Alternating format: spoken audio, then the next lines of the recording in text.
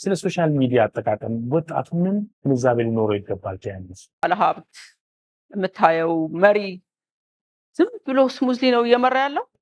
ሰርተው ማደግ ሀገራችን አሁን ትንሽ ለሞከረ መንገዱ ፈተናው ብዙ መንገዱም ብዙ ነው። ኪስ አይገባም ሀገር ነው የሚገነባበት ወደሚለው መጥቷል አሽከርካሪው።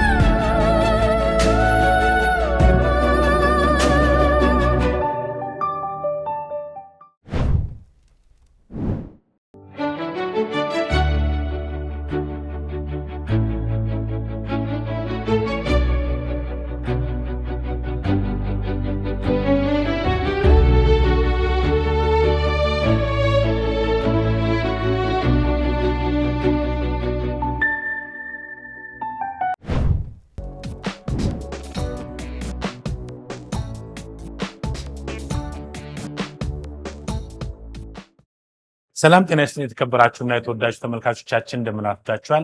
ይህ የሰንበት እንግዳ የተሰኘው ፕሮግራማችን ነው።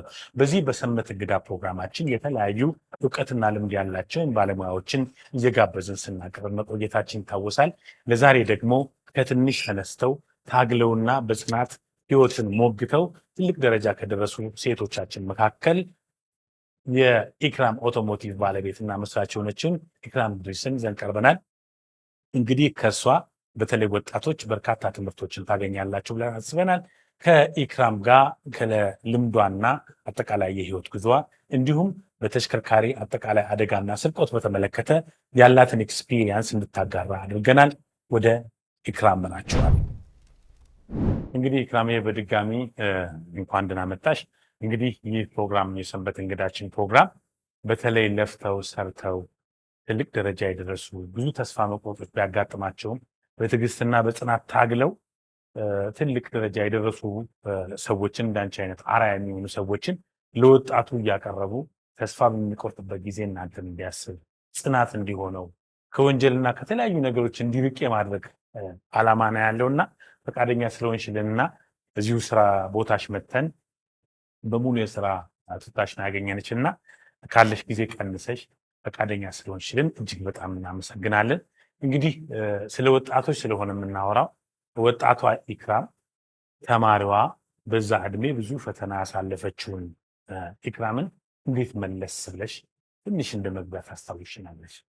በመጀመሪያ ደረጃ እንግዲህ የፖሊስና ህብረተሰብ ያው ድሮ የምናውቃቸዋለን ያሳደገን ፕሮግራም ነው። አሁን ደግሞ እኔ ስራ ላይ ባለሁበት ቦታ ላይ መጥታችሁ ከኔ የተወሰነ ነገር እናገኛለን ብላችሁ በመምጣታችሁ በጣም ነው የማመሰግነው። ሁለተኛ እንግዲህ ትንሿ ኢክራም ያው የነበረችው ከድሮ ጀምራ የምትታገል ራሷ ለመቀየር ከዛ አካባቢዋን ከዛ ሀገር ከዛ ትውልድ ለመቀየር እየጣረች ያለች ዓላማ ያላት ነበረች። አሁን ደግሞ ያው ባለሁበት እድሜ አልሐምዱሊላህ አላህንም በጣም ነው የማመሰግነው። እዚህ ደረጃ ደርሼ አንተም መተህ እኔን ኢንተርቪው ለማድረግ በመምጣት በጣም ደስ ብሎኛል። ሁለተኛ ያው ትንሿ ኢክራም ስትታገል የነበረች ከድሮ ትግሏንና ፈተናዋን እንየው እስቲ። ያው ትግሏ እንግዲህ ያው ህፃን ያለን እኛ አባታችን በመኪና አደጋ ነበር የሞተው በ7 ዓመቴ ከዛ በታች ባለ እድሜ ነው። አባቴን ትንሽ ነው ማስታውሰው። እናታችን የሱን ስራ ተክታ በጣም ስትራግል እያደረገች ነበር። ከአዲስ አበባ ደሴ ነው እኛ ተወልደን ያደግነውና ያኔ በምትልበት ሰዓት ቤታችንም አብረን እናታችንን በማገዝ ትምህርታችንን በደንብ አቴንድ በማድረግ ሁለተኛ ደግሞ ቤት ውስጥም ያው በማገዝ ፊውቸር ያላት በቃ ዓላማ ያላት ኢክራም ነበረች በህፃነቷ እና በዛ ውስጥ ነው ያደግኩት ከህፃነት ጀምሮ። ከዛ ወደ ሃይ ስኩል መጣሁ። ሃይ ስኩል ጨረስኩኝ። ሃይ ስኩል ጨርሼ እንግዲህ ወደ አረብ ሀገር ስደት ነበር የነበርኩት። ስደት ላይ እንደገና ደግሞ ያው ማንም ሰው አሁንም ያሉ የአገራችን ሴቶች እንደሚሰደዱት አረብ ሀገር ላይ ያው በስደት ሄጄ ለተወሰነ ጊዜ ለ3 ወር ለ4 ወር ሰርቼ ቤቴ ውስጥ እናታችን ስታስተምረን በነበረው እንትን አሁንም እዛም ሄጄ ቤት ውስጥ አገልግዬ ከዛ በኋላ ነው እንግዲህ ወጥቼ ከዛ እንደገና ወደ ኮሌጅም ገባሁ። የትምህርት እድል በጣም በህፃንነት እድሜ ነበር የሄድኩትና አቡዳቢ ኮሌጅ ውስጥ ለመግባት እድል አግኝቼ ነበር። በዚሁ አጋጣሚ ዶክተር መሐመድ የሚባል እዛ አድኖክ የሚባል ካምፓኒ ውስጥ የሚሰራ አንድ ሰው ነበር፣ ኢትዮጵያዊ ነው። እሱ ነበር የ3-4 ልጆችን ሰብስቦ ወደ ኮሌጅ እንድንገባ አደረገን። ከዛ በኋላ ከቤት ውስጥ ጠፍቼ ማለት ነው። ከዛ በኋላ የቪዛ ኢሹም ነበር። እንደገና ተመልሼ ቪዛ የተስተካክሎ ያው ኮሌጁን መቀጠሊ ነው አልፈለጉም፣ ትቼ ወጣሁ። በዚሁ አጋጣሚ ዶክተር መሐመድ የት እንዳለም አላውቅም።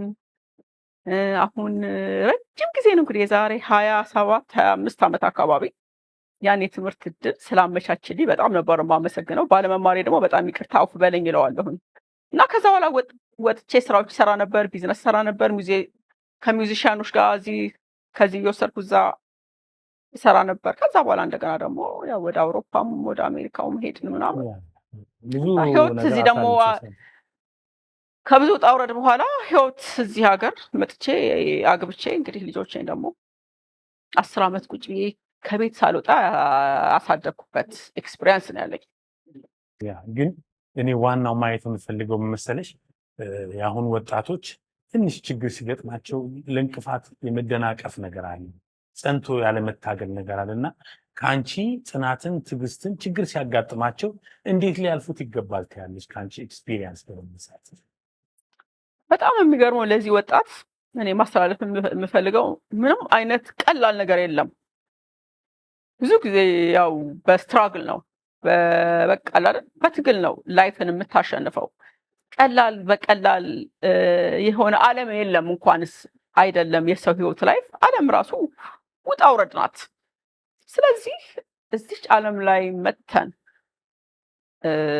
አላህ የምንኖርበትን ጊዜ የፈቀደልን ጊዜ ኖረን እስከምንሄድ ድረስ ውጣ ውረድ ነው እንጂ የምታየው ባለሀብት የምታየው መሪ ዝም ብሎ ስሙዝሊ ነው እየመራ ያለው አይደለም። ብዙ ውጣ ውረዶች አሉት።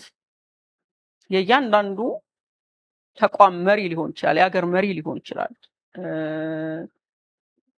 በተሰማራበት ቦታ ላይ ገር በገር የለም። ስለዚህ ለወጣቱ መማር ያለበት በቃ መታገል ነው ያለበት። ህይወት መትግል ነች በቃ።